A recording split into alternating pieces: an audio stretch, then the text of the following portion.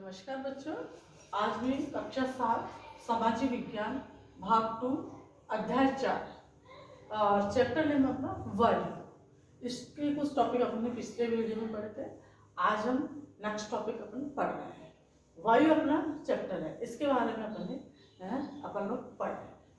पिछले वीडियो में हमने पढ़ा था कि वायुमंडल की संरचना, कि वायुमंडल की जो संरचना है वो 5 प्रकार से है, यानी कि शोभ मंडल, समताप मंडल, फिर है मध्य मंडल, बहिमंडल और बाह्य वायुमंडल। इस प्रकार अपन ने वायुमंडल की संरचना के बारे में पढ़ा था। आज जो अपना टॉपिक है वो है कि मौसम एवं जलवायु, यानी मौसम और जलवायु के बारे में अपन डिटेल में पढ़ रहे हैं। यानी मौसम क्या है, आज हम अनुमान लगाते हैं कि आज मौसम कैसा रहेगा, धूप निकलेगी, वर्षा आएगी। इस प्रकार का अनुमान लगाना ये मौसम के बारे में बताता है। तो मौसम क्या है? मौसम वायुमंडल के प्रत्येक घंटे तथा दिन प्रतिदिन की स्थिति होती है। मौसम नाट के रूप से दिन प्रतिदिन बदलता रहता है, यानी दिन में भी ये बार बार चेंज होता रहता है, यानी बार बार बदलता रहता है। तो इस प्रकार मौसम वायुमंडल की प्रत्येक घंटे और दिन प्रतिदिन की जो स्थिति है वह मौसम कहलाता है। अब जलवायु, किंतु दीर्घकाल में किसी स्थान का औसत मौसम उस स्थान की जलवायु बताता है। लंबे समय तक सेम मौसम यानी सेम स्थिति, किसी स्थान का औसत मौसम उस स्थान की जलवायु बताता है। ये इस प्रकार मौसम और जलवायु के बारे में अपन पढ़ रहे हैं।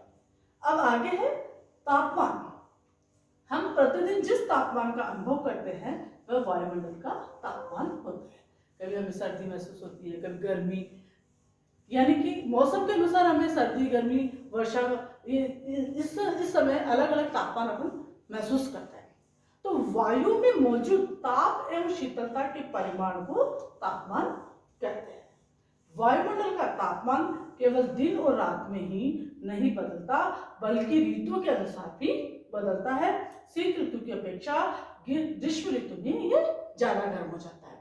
इस प्रकार तापमान क्या है कि हम प्रतिदिन जिस तापमान का अनुभव करते हैं वह हमारा तापमान होता है, यानी ये वायुमंडल का तापमान होता है। और वायु में मौजूद ताप एवं शीतलता के परिणाम, यानी कि उसकी परिमाण यानी उसकी मात्रा के अनुसार जो स्थिति चेंज होती है उसे हम तापमान कहते हैं।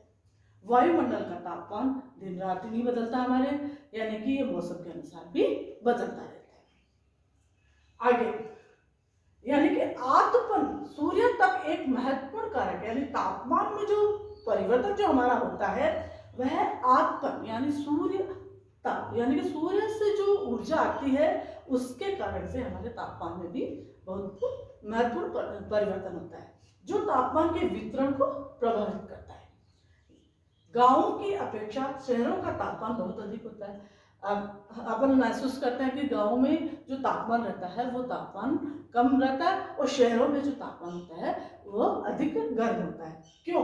क्योंकि नगर के भीड़ वाले उच्च भवन गर्म वायु को रोक लेते हैं, जिससे शहरों का तापमान बढ़ जाता है। अब आगे है नेक्स्ट टॉपिक वायुदाब। पृथ्वी की सतह पर वायु के भार लगाया गया दाब वायुदाब कहलाता है, यानी कि पृथ्वी की सतह पर वायु के भार यानी वायु के द्वारा जो भार लगाया जाता है वह वायुदाब कहलाता है। वायुमंडल में ऊपर की ओर जाने पर दाब तेजी से गिरने लगता है और समुद्र स्तर पर वायुदाब सर्वाधिक होता है, यानी जैसे जैसे हम वायुमंडल में ऊपर की ओर जाएंगे तो यह दाब तेजी से गिरने लगता है, लेकिन समुद्र स्तर पर वायुदाब सर्वाधिक होता है। कम तापमान वाले क्षेत्रों की वायु ठंडी होती है, इसके फलस्वरूप ये क्या होती है? भारी होती है। वायु नियमित यानी नियमित होकर उच्च दाब क्षेत्र बनाती है। इस प्रकार जब ये कम तापमान वाले क्षेत्र में वायु ठंडी होती है तो ये क्या होती है? भारी हो जाती है, और भारी वायु नियमित होकर उच्च दाब क्षेत्र बनाती है। उच्च दाब के कारण स्पष्ट एवं स्वच्छ आकाश जो हम देखते हैं वह स्पष्ट और स्वच्छ आकाश हमें दिखाई देता है। वायु सदैव उच्च दाब से निम्न दाब की ओर गमन करती है, यानी वायु का जो गमन है उच्च दाब से निम्न दाब की ओर होता है। आगे का टॉपिक पवन।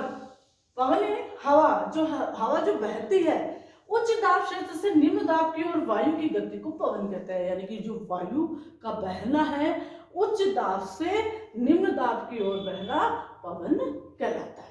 पवन को मुख्यतः हम 3 प्रकार से विभाजित कर सकते हैं, स्थायी पवन, मौसमी पवन और स्थानीय पवन। स्थायी पवन यह वर्ष भर लगातार निश्चित दिशा में चलती रहती है, यानी वह पवन, वह हवा जो वर्ष भर लगातार एक निश्चित दिशा में चलती रहती है वह स्थायी पवन के नाम से जानी जाती है।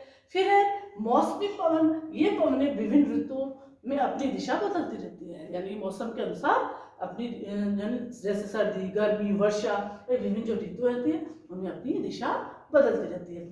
फिर है स्थानीय पवनें, ये पवनें किसी छोटे क्षेत्र में, यानी किसी छोटे क्षेत्र में वर्ष में या दिन में या किसी विशेष समय में चलती है, वो स्थानीय पवनें कहलाती है। यानी जैसे लू, गर्मी में लू का चलना, ये एक स्थानीय पवन के अंतर्गत आता है। इस प्रकार इस चैप्टर में आज हमने कुछ टॉपिक ही पढ़े। आज ये चैप्टर आपका समाप्त हो रहा है और ये चैप्टर जो है हमें मौसम और जलवायु के बारे में बता रहा है। मौसम क्या है, यानी दिन प्रतिदिन की जो स्थिति चेंज होती है उसे मौसम के नाम से जाना जाता है। फिर जलवायु जो दीर्घकाल तक औसत मौसम जो तापमान उस स्थान की जो जलवायु है बताता है। फिर हमने तापमान के बारे में पढ़ा कि तापमान क्या है, प्रतिदिन हम जिस तापमान का अनुभव करते हैं वह वायुमंडल का तापमान होता है। और यह हमारे जो तापमान है वो ऋतुओं के अनुसार भी बदलता रहता है। फिर हमने पढ़ा कि वायुदाब, कि पृथ्वी की सतह पर वायु के द्वारा जो भार लगाया जाता है वो वायुदाब कहलाता है। और वायुदाब के बारे में हमने पढ़ा कि वायु सदैव उच्च दाब से निम्न दाब की ओर गमन करती है और ये समुद्र स्तर पर वायुदाब सर्वाधिक होता है, लेकिन जैसे जैसे हम ऊपर की तरफ जाते हैं तो ये दाब तेजी से गिरने लगता है।